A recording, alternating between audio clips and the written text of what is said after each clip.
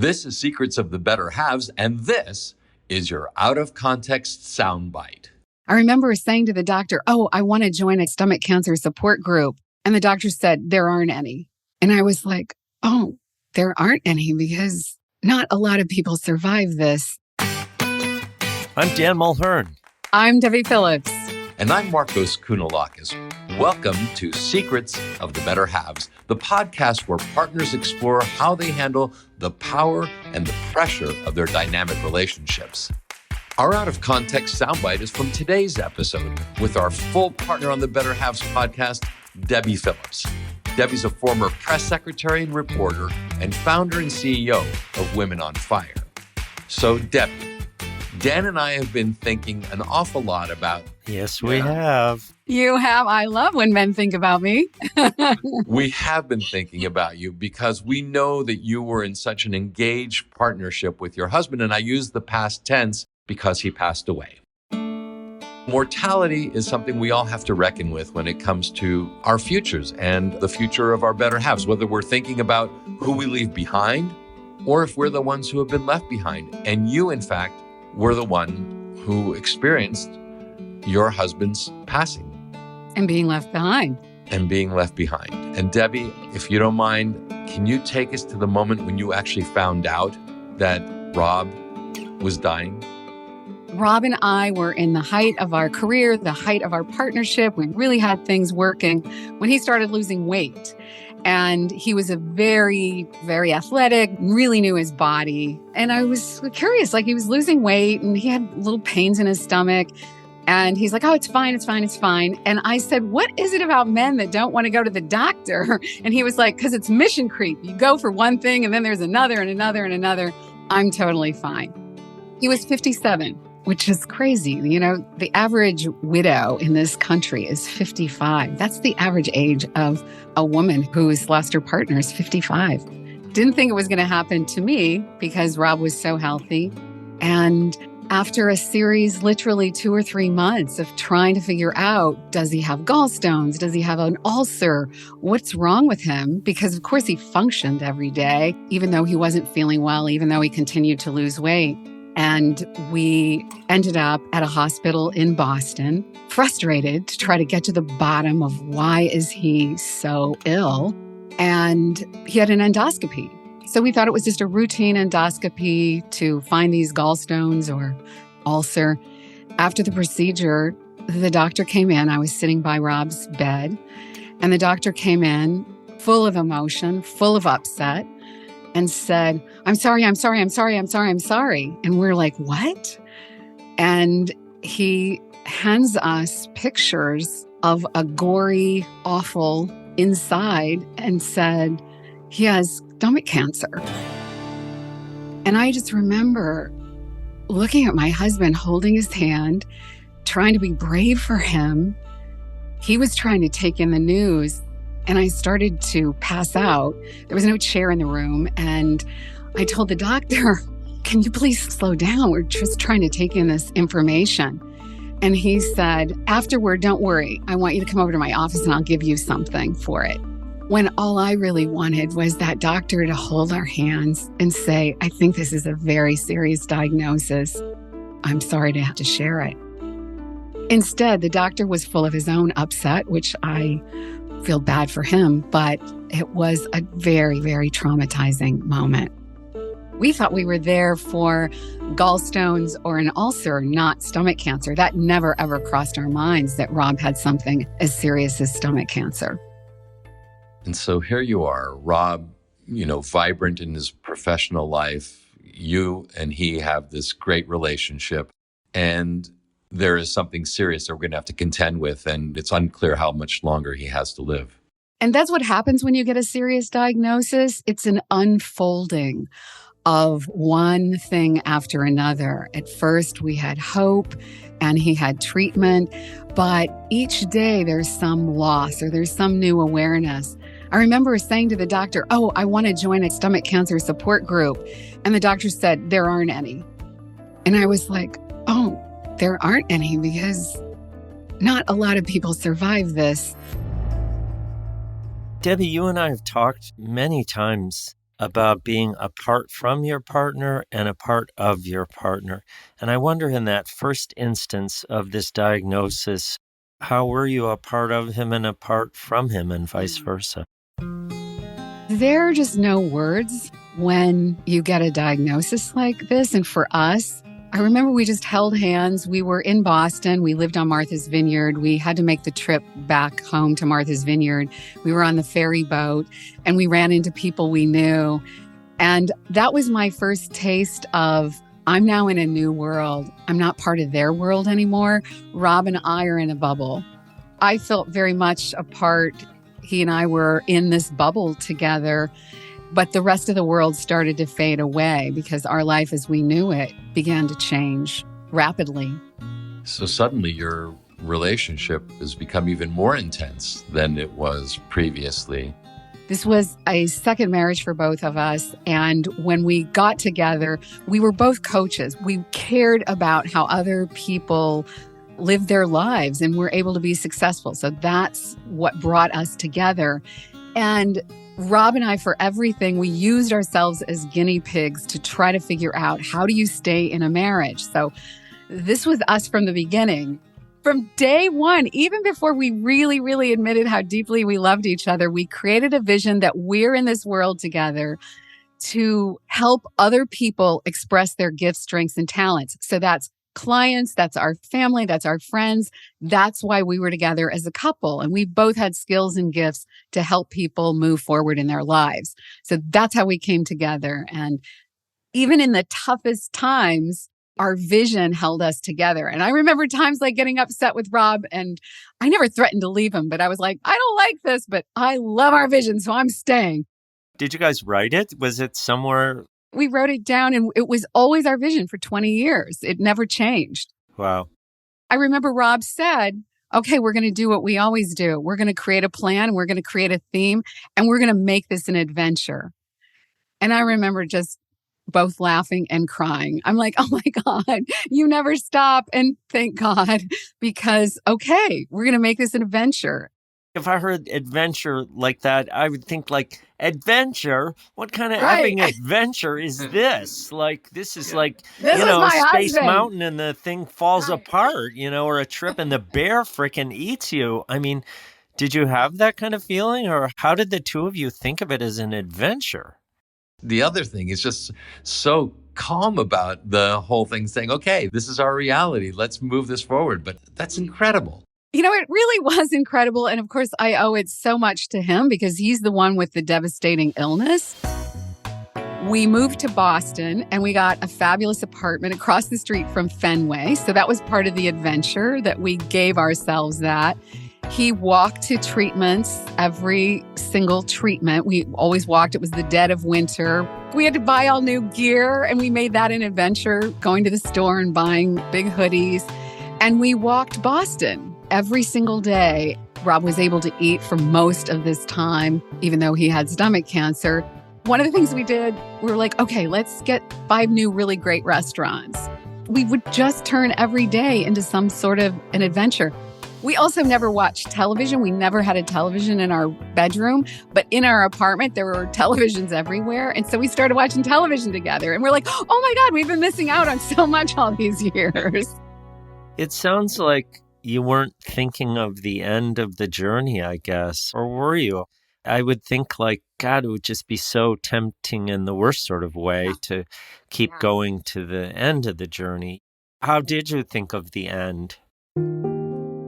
There's this really great quote. It says, there are 2 things you can't look at for long with the naked eye, the sun and death. And I really kept that quote with me because I was like, I don't want to turn and look at death, but I also don't want to be foolish and not miss this moment.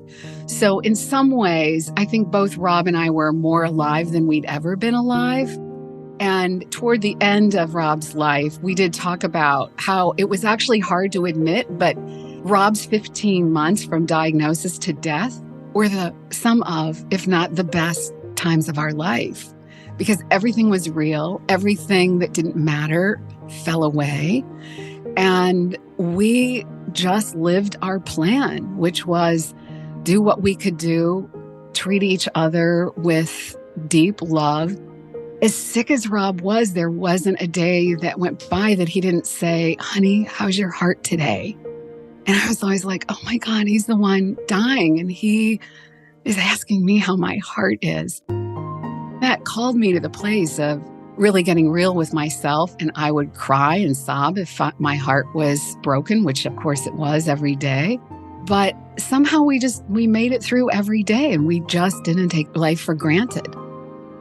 Markos, I want to ask you, what does it make you think about asking, in my case, Jen, in your case, Eleni, every day, how is your heart? What comes up for you, Markos? Well, the thing that's sort of striking me is, even though I have a very strong relationship with Eleni on a daily basis, both professionally and personally, what I'm hearing is that relationship intensifies, and that interdependency really becomes much stronger in the face of clear mortality, as opposed to our daily lives where we maybe not fritter our time away, but certainly don't calculate it in the same way, because there's not this clear endpoint that is imminent.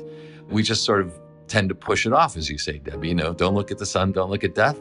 But I do think about mortality occasionally, but if it's present in such an intensive form, then as I say, Dan, that's what happens. That's what I imagine, is that intensity of the relationship and that intensity of our interdependency becomes stronger. It strikes me, Markos and Debbie, that we talk about deaths in life. You get fired, you get sick, something terrible happens to one of your kids. In the political life that Markos and I share, and Debbie, we'll get to the fact that you also lived very deeply in that political life. You lose elections, your friends lose elections, there's scandals, they write things about you in the paper. And I guess I want to come back to you, Debbie. You had the ultimate challenge out there. My leadership friends who co-authored a book say only challenge produces the opportunity for greatness. And it seems like, to hear you and Rob, it's like, wow, that is greatness of better halves. You told us vision was important and not looking at death. Tell us what else you did, and maybe a little bit about what each of you did, because you're better halves and you're different. What can we learn from that for our daily life and our little deaths, our little sicknesses? I think keeping in mind that this precious relationship you have, if you're so fortunate to be in one, no matter how good or what the challenges are, but to keep in mind that it will end.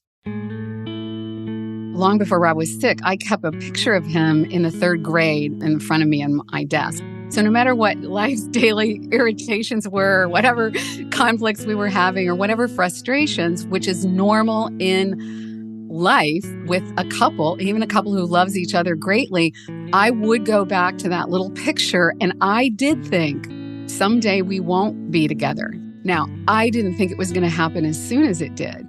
But I think for couples listening, it's worth the practice for a time like what Rob and I went through.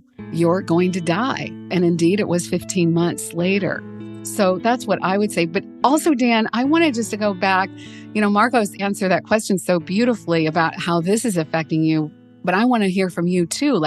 What does this raise for you when you think about Jen and your relationship? I know I would be like a puddle of tears and emotion. I'm a very different, better half than Jen.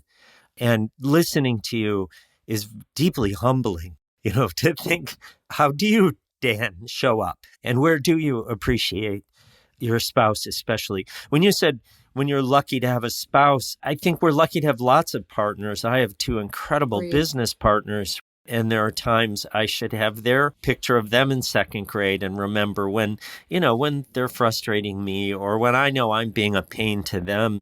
And honestly, when Markos and I talked about having a 3rd half, 3 halves is kind of good. Like, if 2's good, why not 3 halves? My first thought was I don't know if I've ever talked to anybody who talks about their marriage the way Debbie talks about Rob. What was it like for you to be asked to be on a show with 2 guys who are better halves right now? We've both been married for many years and are working at it. And what was it like when we asked you to be our 3rd half, our 3rd wheel, our best half? It was deeply touching. First of all, because I've been leading Women on Fire for almost the last 20 years and worked a lot with women, it was so refreshing and wonderful to work with men again, and the two of you in particular. And it was interesting because I had a lot going on, as you know, Dan, at the moment that you talked to me about being on this show. And I confided in a mentor, Chip Conley, and he said, I have only one question for you. How do you feel about those two guys, Dan and Markos? And I go, I love them. And Chip said, it's done. Go do the podcast and have fun. I miss the day-to-day interaction. And I so love working with the two of you because you're in it with your better halves and you're trying to be better and you're learning and you're exploring. And that's what's made this so delicious and delightful for me, because that is my life's work. I want to help people express their full potential in the world. You're in a situation that more and more people find themselves in where they're married to their business partner. And I wonder, maybe you can tell us the story. Which came first? And do you advise it? Do you say to people who are business partners, yeah, go ahead and get married? I guess you can't stop that. But do you say to people who are married, yeah, good idea. Go be a partner with your spouse. Have fun. Never, never. Creep very, very carefully into that one. Yeah. Yes. I cannot imagine nobody should be husband and wife or partners in life and business partners and not have support, whether that's coaching, therapy, whatever. It is just too darn hard. Rob and I actually became business partners first, and it was so delightful and fun. And then we became romantic partners. And that's actually where we were so in love with each other, but that's where worlds started to collide. You know, we talk about here trying to figure out the power dynamics of better halves and couples. And that's where the rubber met the road for us, because there were a lot of struggles with the power dynamics of both a romantic relationship and a business relationship. We had to learn to set some real boundaries. Rob was actually better at doing that than me, but we helped each other grow in that way. So you're starting out business partners and you're managing whatever power relationship exists there, but also support structure. And in business, was one dominant or the other? I'm expecting that it'll complicate itself once you become full-on romantic partner. But in business first, how was that relationship? In business, we were equal partners. But how did you do it decision-wise and emotionally? I mean, surely there were times Rob said, we need to go left, and you said, no way, we're going right. How did that work out? You guys aren't going to believe this. I'm trying to think of a time that happened. It didn't. So you were really aligned. We were so aligned on business. It's when we threw in the romance. I wanted to live in Martha's Vineyard. He wanted to live in Woodstock, New York. You know, like things started to collide once we became romantic. And the funny thing was, he was literally on his deathbed and I had some business issue and I was hesitant to go raise it with him. And then I did, and he's lying in bed, and we just answered it like butter together, and we bumped fists and go, we still got it. We had good coaching, we had good therapy around that. And once we also set up what I was saying, the boundaries, because we would work 24/7 if we didn't have boundaries with our work life. And that's what I counsel couples who are in love with each other and work together. You have to have boundaries, a plan, a vision, kind of all kinds of contingencies. You shared that vision with us, and that might have been before we really focused on the fact that you were business partners. That vision came out of your business, right? Yes. Our vision together was that we're in the world to help people express their gifts, strengths, and talents. It seems like that would just flow right into marriage, right? It seems like it. You get two people living together, you know, and we were adults. Rob was 4 years younger than I was. So he was 38. I was 42 when we got together, and we both had households we put together. And, you know, we had these things like perpetual issues that, you know, John and Julie Gottman talk about so much and saved our marriage. Who we're going to have very soon on an episode, the Gottmans. What was a perpetual issue for you and Rob? Rob was a neatnik. I am more free-flowing. And I would have piles of books, piles of papers, because I'm going to read them all and I'm going to get to them. And they were in my office, which was separate from Rob's office. But Rob, he would come in my office and he would say, you really need to clean up your piles. And I would be like, wait a minute, this is my office. My piles aren't over on your side of things. So we went on and on with this for a couple of years. And then finally we looked at each other and started laughing. And one of us is like, we need to take this issue to therapy. And, much like the work of the Gottmans, dig under. Why is he so undone about my piles? Why do I even have piles? And we got under it. His life as a little boy was very, very chaotic. So he needed organization.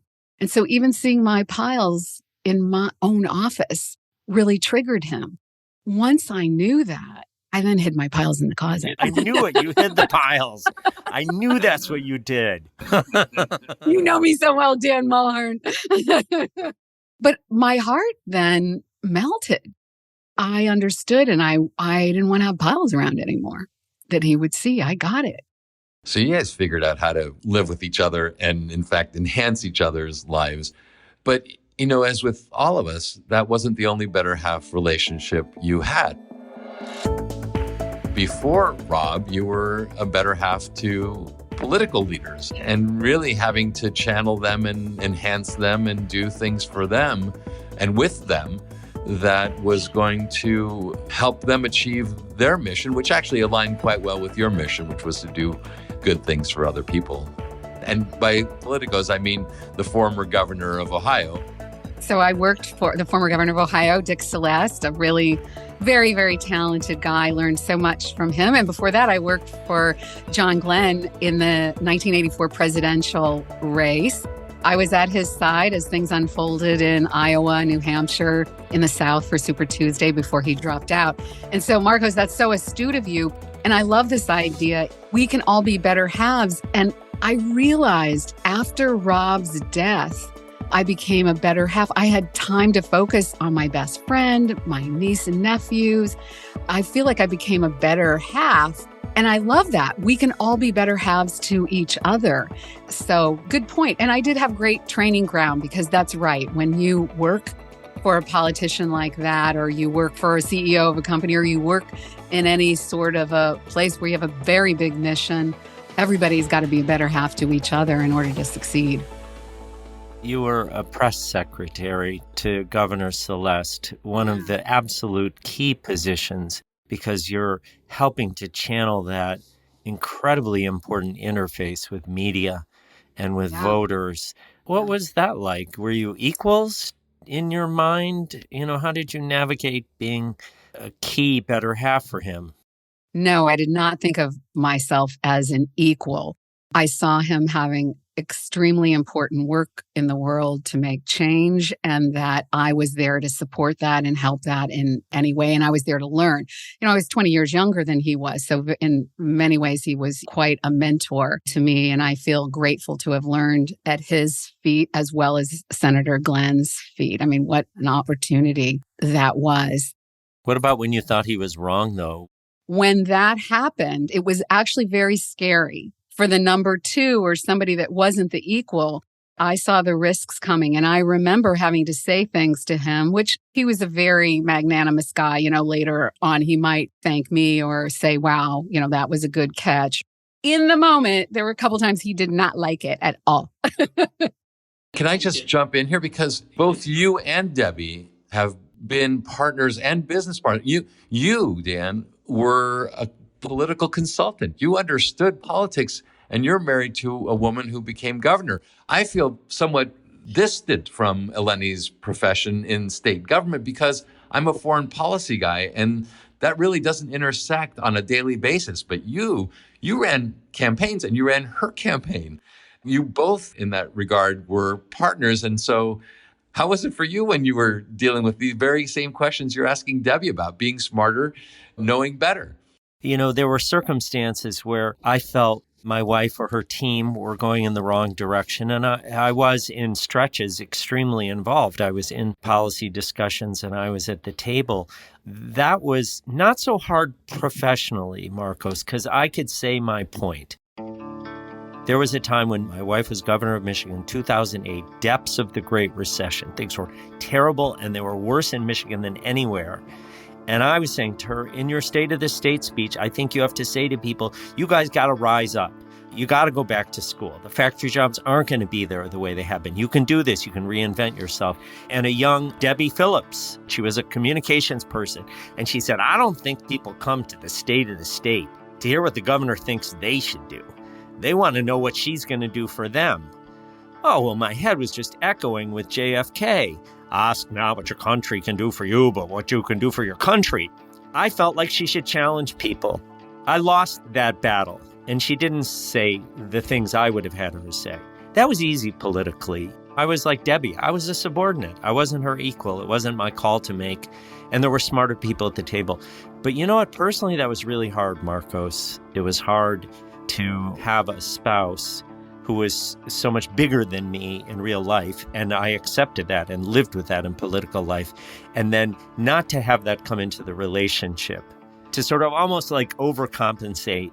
I didn't want to just say, okay, you win, whatever you want to do. I didn't want her to be my governor, I wanted her to be my wife. I think that's hard, and I think it's hard for men especially, is my guess. I mean, there are so many women who are ascending now, not as fast as they should. So it's hard to be a man and have some sort of deep socialization that you're supposed to be the man. We even have that ridiculous line, be the man. I wonder, Debbie, do you think your age changed things? The fact that you were older than Rob, did that balance out for some gender equality in the business even, that you were older than him?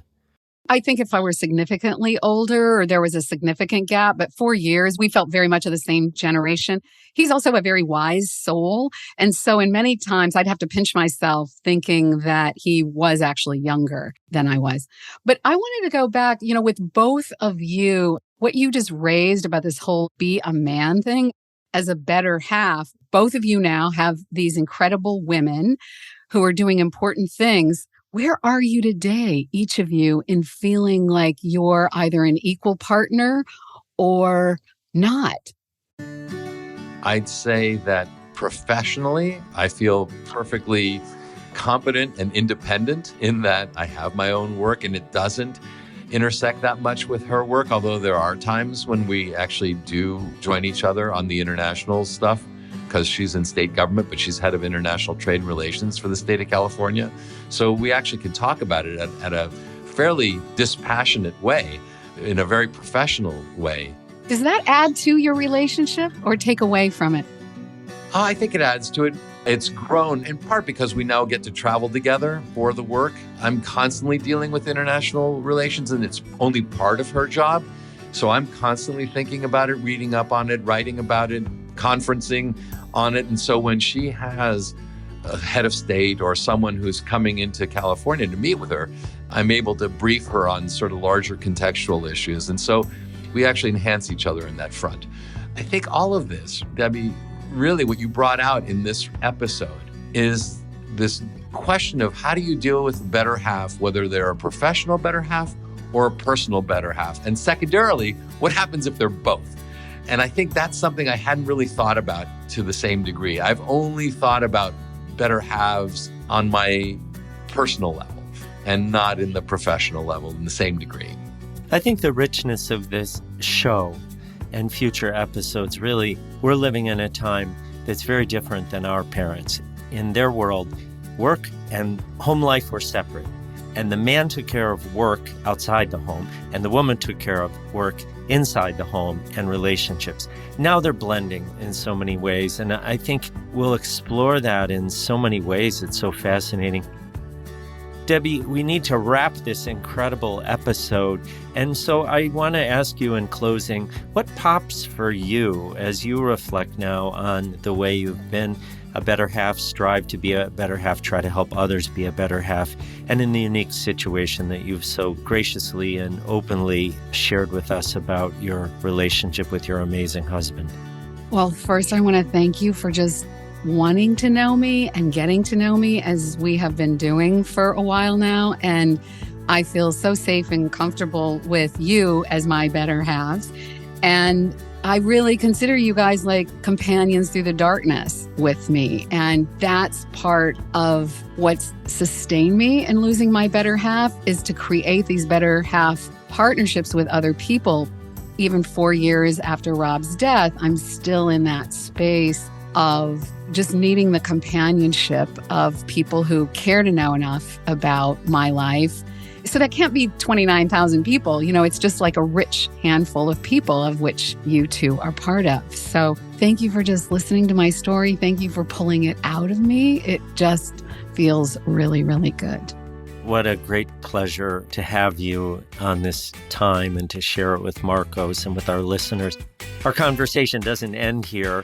If you're curious about what we've learned from this and how we're processing this as we're curious about you, join us for the after show. We're going to exhale together and share our thoughts. You can find it in your podcast feed right now. We'll see you there. We hope you enjoyed Secrets of the Better Halves. We invite you to go to Apple Podcasts and leave an honest 5-star rating and write a positive review.